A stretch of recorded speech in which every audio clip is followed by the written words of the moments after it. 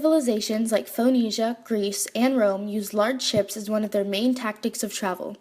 The Mediterranean was central to all these civilizations, hosting their many ships between 600 BC and 600 CE.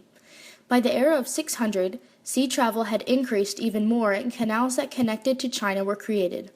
More and more areas of the world began to participate in sea travel like Scandinavia and North America. Because of the welfare that sea-based travel and trade created, power was being spread worldwide and uniting different parts of the globe. China was a major contributor to sea travel in the early 15th century. The expeditions were led by Zheng He, who was in fact a Chinese Muslim. The fleets he oversaw were astonishing, with more than 28,000 men and 317 vessels. For the most part, his voyages covered most of Southeast Asia, India, the Red Sea, and East Africa. On his return home to China from Africa, Zheng He brought with him exotic plants and animals to show his people. He brought back many extraordinary creatures, one being a giraffe. Portugal and Spain were the first Europeans to experiment with long voyages. Like the Chinese, the Portuguese started in the early 15th century as well. They were first led by Prince Henry, the Portuguese king. Throughout history, he became known as Henry the Navigator. Because of his superb skills, he was able to create new navigation technology like the magnetic compass and the astrolabe. These tools helped sailors determine their location in the water. The Portuguese also advanced in new technology for the design of ships. The caravel was their new design, which featured two sets of sails, one square and the other lateen. This allowed the boat to maneuver its way through shallow water while still being able to withstand storms and harsh waters.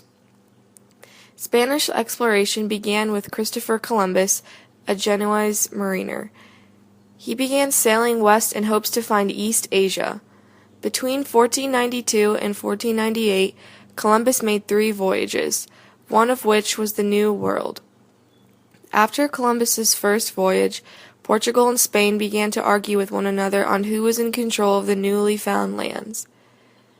Both countries agreed to the Treaty of Tordesillas in 1494 that moved the line to 370 leagues west of the islands. It was an agreement that Spain would have the Americas and Portugal the Indian Ocean for the most part. The Spanish set out from Hispaniola in search for gold and converting those who hadn't already to Christianity. Their leader, Hernán Cortés, led them to the middle of Mexico in hopes to find the Aztec capital. The Spanish took over the city and captured the Aztec emperor, Montezuma. The Aztec army could not keep up with the battle advancements that the Spanish possessed, such as guns. The Spanish also brought with them to Mexico the smallpox. Although the Spanish themselves were immune to the disease, the natives were not. Therefore, many of them died from infection. Spain went on to conquer the Incan Empire, and by the end of the 16th century, they had created a revolutionary new power. The Netherlands had developed as a useful center of trade during the Middle Ages. The Protestants were not interested in spreading their newfound religion to the new lands. Instead, they focused more on encouraging Protestant work ethic and leadership toward gaining power and wealth.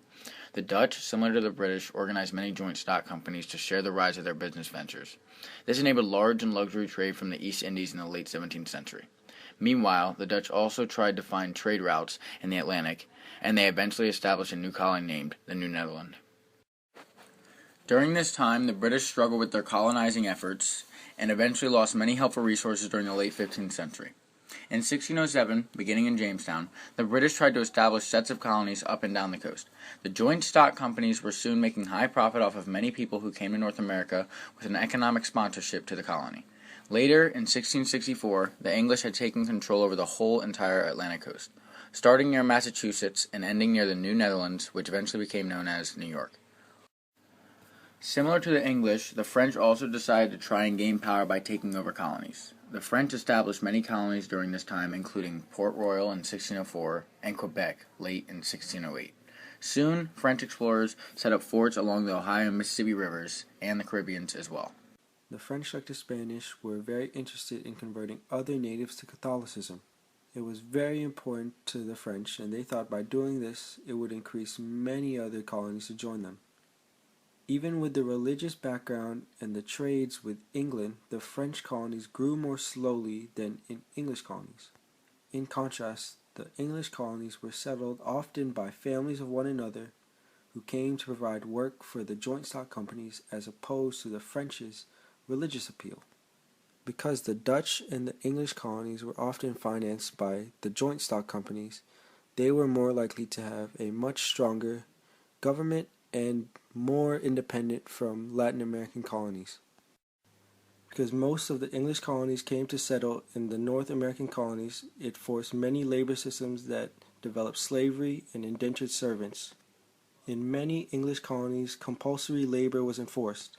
Indentured servants were free settlers who were promised a voyage to the New World after working a certain amount of years for some type of boss. At the end of the contract, they would usually get a piece of clothing in exchange for their service. The Columbian Exchange was the global diffusion of crops, other plants, human beings, and animals, and diseases that took place shortly after the European exploration voyage to the New World in the late 16th century. It was a very widespread exchange between the Europeans and the Americans.